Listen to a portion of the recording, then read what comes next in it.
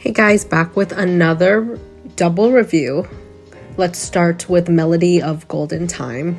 This one is a 40 episode romantic mystery costume drama that stars Deng Yuxi and Deng Enxi.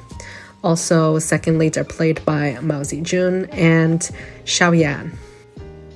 So this is a mystery romance where the main leads have this arranged marriage situation. So the male lead and the female lead's sister are supposed to get married, but she runs away. And unless they want the whole family implicated, somebody has to step up to the plate and marry him because you can't defy the orders of the imperial family. Let's just break it down beat by beat since I took note when I first started watching this.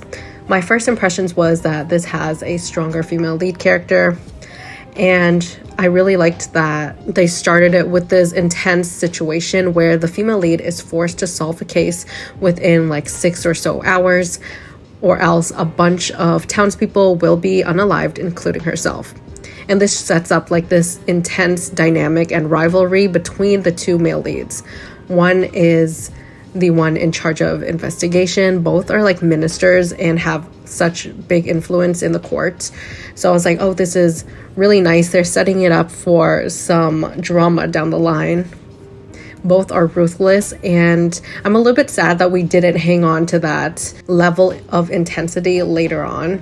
I felt like this first opening scene set the stage better than what they tried to do later on with these two characters. I did like the trope where she first met the male lead. She has a great impression of him, Shendu, and he's kind of somebody she admires and respects because of something in their past. But he has no clue who she is, and he was just very brutal to her, and he didn't care at all at first, which was fun. And then they had this little banter going on, and it felt like a fun enemies to lovers trope. But unfortunately, it got more childish once they were in the marriage. Styling wise, I really loved the costumes. I thought the color palette was nice, and male lead and second male lead has similar styling, and it makes them feel very intimidating. I love the furs, I'm a fan of those. And I can tell they put more effort in the guys of this drama than the girls in terms of writing and styling. Because the female lead, I was like, what is this piece of hair that's poking out sometimes? Or this random braid?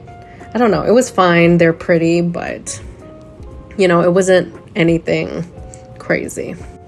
Acting-wise, obviously, Deng Yuxi is one of those actors that I feel is stuck in so many idol drama roles. His dramas are hit or miss, but one thing I noticed from the second he was in Romance of Tiger and Rose is his micro expressions is crazy. I remember everybody being obsessed with him and Zhao Lusi, saying that he has a crush on her and all these little things, and that's because he just has such good acting skills where if you zoom in, there's micro expressions where he's reacting in such a subtle way and it comes very natural to him. So once again, he did that in such a great way, and here there's moments where he's angry and he has these venomous stares. There's so many standoffs and there's a lot of tension, so that's fun. Female lead, I feel like she's fine. She has a long way to go.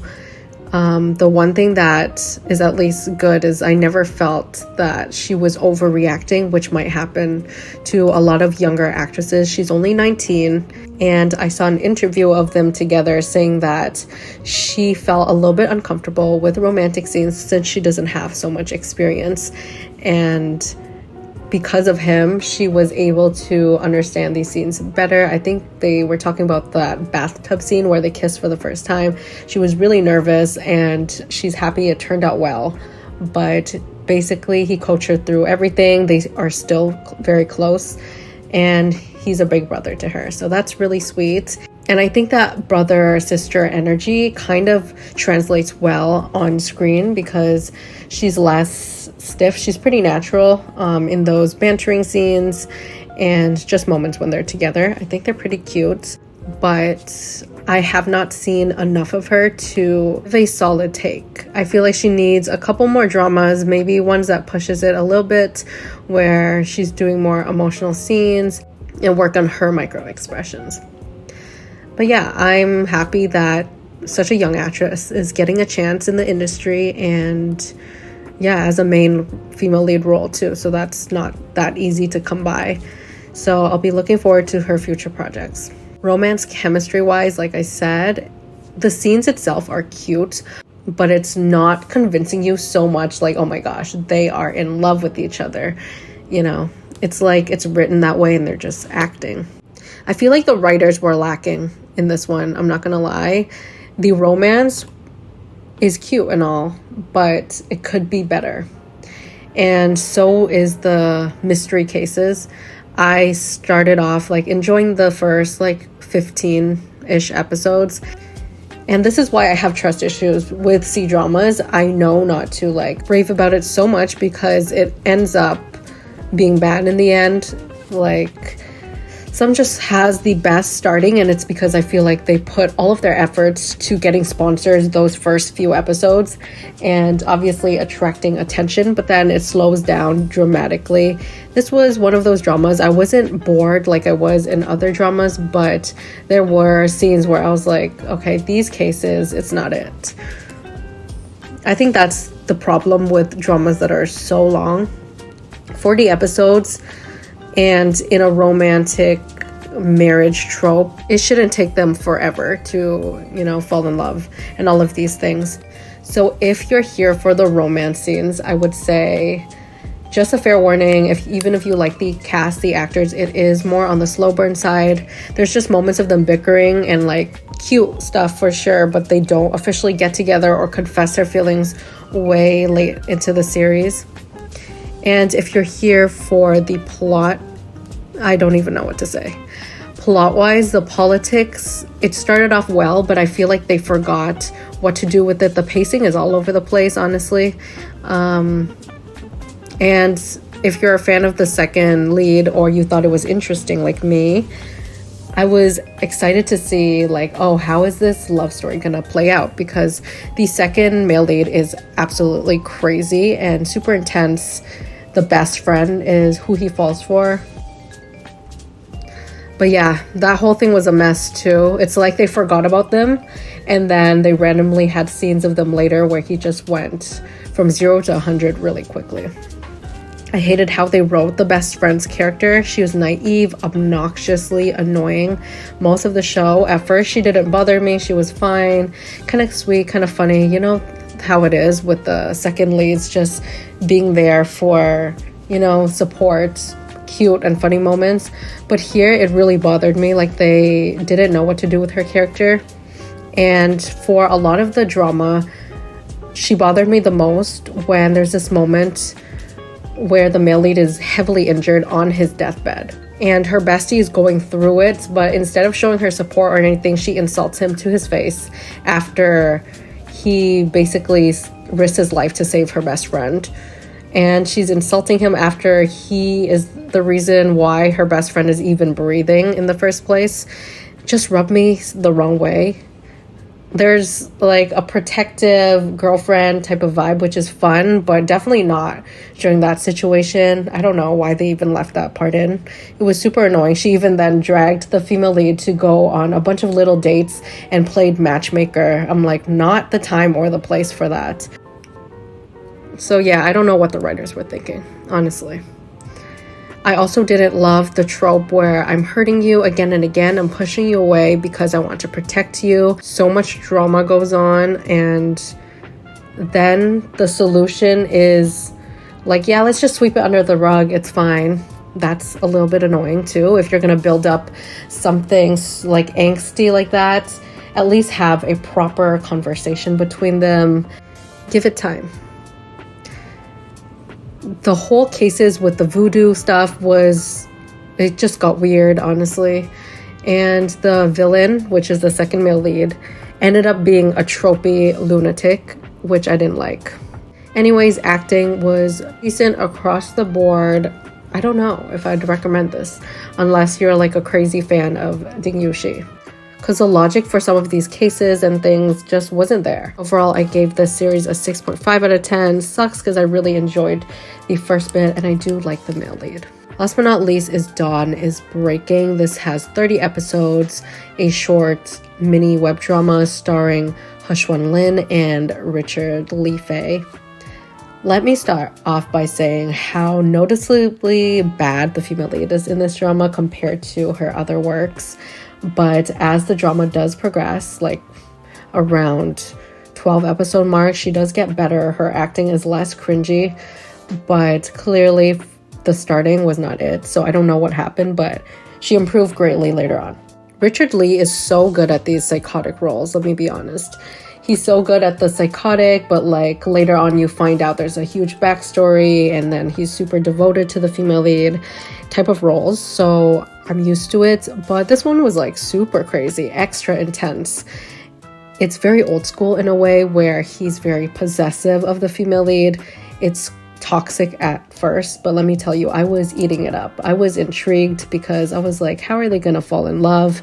Female lead is wild too. She does so many things to harm him. I feel like if you enjoyed A Tale of Love and Loyalty, like his character there and the vibes between him and the female lead, you'll like this one. I'm not a fan of A Tale of Love and Loyalty, if I'm honest. I'll do a full review once I get some more short dramas in, and then I'll do a like top 10 list. 100% he was carrying the show, but then later on I felt the female lead really grew, and that's what made me enjoy this drama a lot more. Because we actually had time with both of the leads, there's a separation arc, but it was done well because finally I understood where the female lead is coming from. She also went through a lot of things. It's pretty dark. Like, don't get it twisted. Don't look at the posters and think, oh, this is just a cute supernatural romance where it's enemies to lovers at first and then it's all happy. Like, not at all. I was shocked. The things the second female lead went through, honestly, was so hard to watch. Some of the most horrific things I've seen in Chinese dramas. And I was like, how did this get past the censorship? Nothing is shown fully, but for sure the reactions and the trauma from it, oh my god. Like, trigger warnings for essay. The mystery I thought was well done, like what's going on with the royal family, why is he planning this whole revenge situation? So much was happening in 30 episodes. You would be shook from what we got at the beginning episodes until all the way at the end. I would say hang on because the middle and the ending was so unpredictable. It's like 3 dramas in one. First 12 was something, and then it's dark and crazy. The angst was really good. The stakes were really high. And for once, I didn't feel like it was a stupid reason for the leads to break up in the third act. It wasn't just a simple solution that they could come to after speaking or communicating like so many other dramas. Overall, I give this a 7.5 out of 10. You just gotta watch the first like 10-12 episodes and then it gets crazy. I'm gonna talk about spoilers. I'm gonna count you down in 5 for the ending and my thoughts on it. It's quite short, but yeah, go watch it if you haven't seen it already, and I'll see you guys in the next one.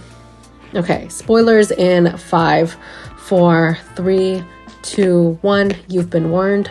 Okay, the ending, I knew he was gonna die, and I liked the way they gave that to us because I don't love when he's just dead on the battlefield or in her arms or something at the end. Instead, they gave us the montage scenes with them together. It was really sweet, and I actually really liked the ending. Obviously, I didn't want him to die and all, but because they shared every single second together and she was fed up, she's like, I do not want us apart because what's the point? Let's just live every day like it's our last. And they did that, and it was actually really nice at the end. So I really liked this couple at the end. Wow, it was a roller coaster of emotions because at first I was like, I don't know what you guys are on. Like, why are you recommending this to me? Sure, I like the leads, but it's so cringy and it just felt so tropey. But then I stuck to it and it was so sad. It was so sad, honestly. There was so much going on.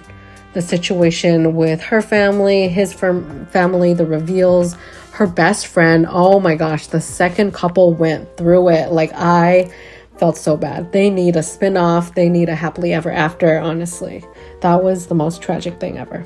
Yeah, this is a longer one, so let me know your thoughts and make sure to put spoiler tags if we're talking about the ending or anything. The comments, just make sure it's in all caps and like skip a bunch of space. Just in case someone's scrolling while watching this video, I don't want them to be spoiled yet. Let me know what your favorite short web series is this year so far. I'm interested. I think mine is Fortune Writer. So good, by the way. I didn't review it yet, but it will be mentioned for sure at the end of the year when I do like my favorite dramas. And I'll see you guys in the next one.